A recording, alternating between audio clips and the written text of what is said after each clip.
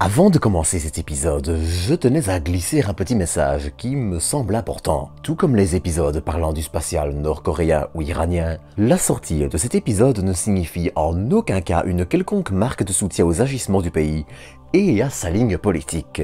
Je sais que sur la chaîne c'est un peu inhabituel comme introduction, mais je tenais à ce que ce point soit particulièrement clair pour la suite de l'épisode, surtout vu le contexte actuel.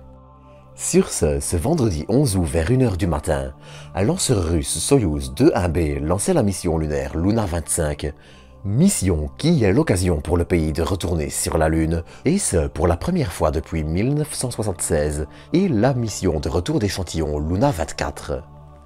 Mais Luna 25 est aussi bien différente de ses ancêtres et durant son exploration de notre satellite, elle devrait aussi nous en apprendre bien plus sur lui.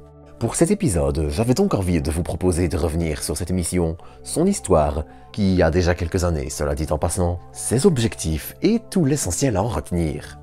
Mais avant de commencer, comme d'habitude, je tenais à vous inviter à vous abonner si vous ne l'êtes pas encore, ainsi qu'à liker, commenter et partager cet épisode. Sur ce, bienvenue à vous pour une nouvelle dose d'espace.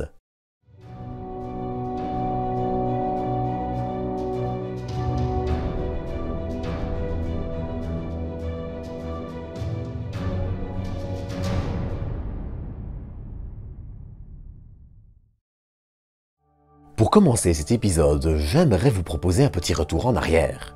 Vous le savez certainement, mais à partir des années 50, les États-Unis et l'Union soviétique se livrent une course à l'espace qui se terminera en 1969 avec le succès des missions Apollo qui envoyèrent les premiers humains fouler le sol de notre satellite. Mais si Apollo reste l'élément que l'on retient le mieux de cette époque, ainsi que le défunt projet de lanceur N1 qui devait concurrencer la Saturne V américaine, un programme est parfois un peu mis de côté, le programme soviétique Luna. Alors je ne vais pas m'attarder dessus des heures, il mériterait presque un documentaire complet, mais le programme sera l'occasion de recevoir les premières images de la face cachée de la Lune, les premières images prises depuis sa surface, et plein d'autres grandes premières. Ainsi, malgré de très nombreux échecs, le programme permettra aussi de voir des rovers, missions de retour d'échantillons, et l'un dans l'autre, une belle brochette de missions fascinantes. Mais malheureusement, dans les années 70, la course à la Lune n'ayant plus lieu d'être, le choix est fait de se tourner vers d'autres pans de l'exploration du système solaire, et ce notamment avec les deux programmes vénusiens Venera et Vega. Ainsi, lorsque Luna 24 ramena en 1976 170 grammes d'échantillons lunaires sur Terre, elle enterra définitivement le programme Luna et le pays ne mit plus jamais le pied sur notre satellite depuis lors.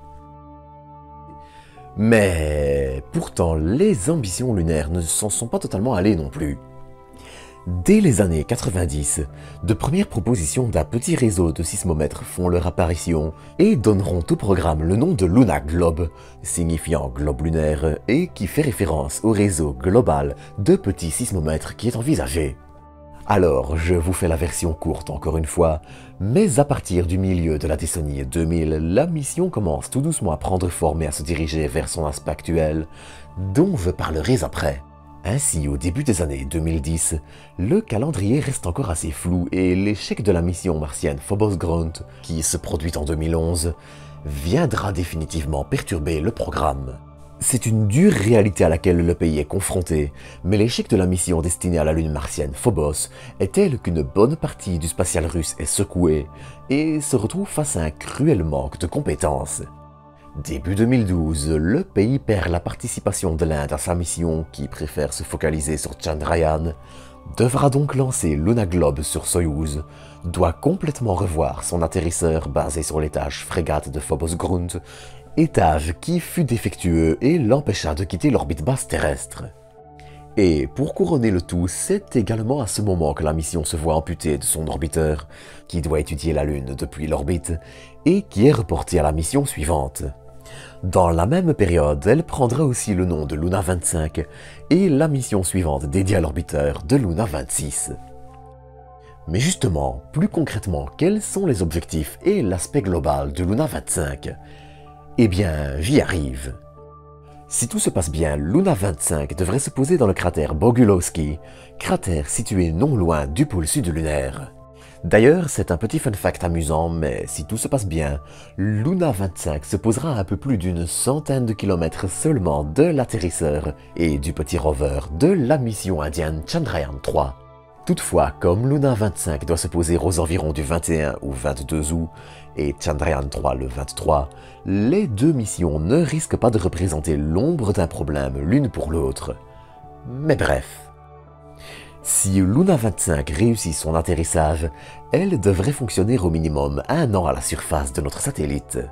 Pour ça, elle compte sur des panneaux solaires pour ses opérations qui se feront durant la journée lunaire, qui dure environ 2 semaines, et s'aidera d'un petit générateur au dioxyde de plutonium pour éviter de voir ses instruments geler et garder un minimum de courant pendant la nuit lunaire, qui dure elle aussi environ 2 semaines.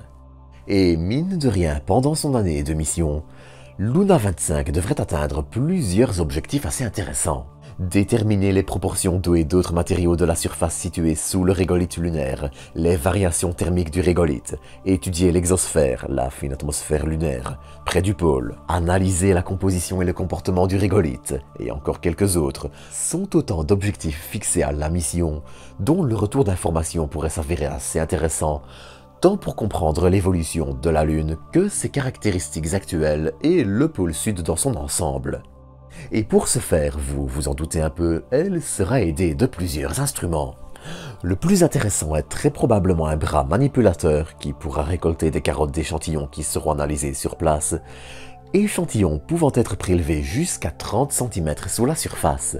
Luna 25 embarquera ainsi en tout 9 instruments qui incluent, pêle-mêle, des spectroscopes pour l'analyse de la composition des échantillons, instruments de mesure du plasma, des rayons gamma, un réflecteur laser pour mesurer la distance Terre-Lune et le mouvement de la Lune, un système de caméra qui fournira un panorama 3D du site d'atterrissage, un instrument de mesure des poussières et des micrométéorites, un spectroémageur dédié aux minéraux à distance, et j'en passe.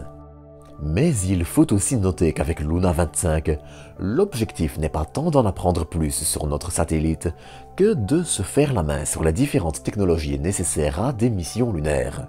6 autres missions sont en effet encore prévues, et 4 d'entre elles devraient décoller entre 2027 et 2030. Mais bien sûr, la réalité du terrain risque d'être bien plus dure, et outre les retards en série sur Luna 25, le programme pourrait aussi souffrir du contexte actuel, le pays ayant aussi perdu des alliés comme le ESA, qui devait d'ailleurs tester un système de navigation à l'atterrissage, à but expérimental, sur Luna 25. Quoi qu'il en soit, la suite de la mission sera intéressante à suivre, et soyez certains qu'on en reparlera le moment venu. D'ici là, à bientôt pour de nouvelles doses d'espace.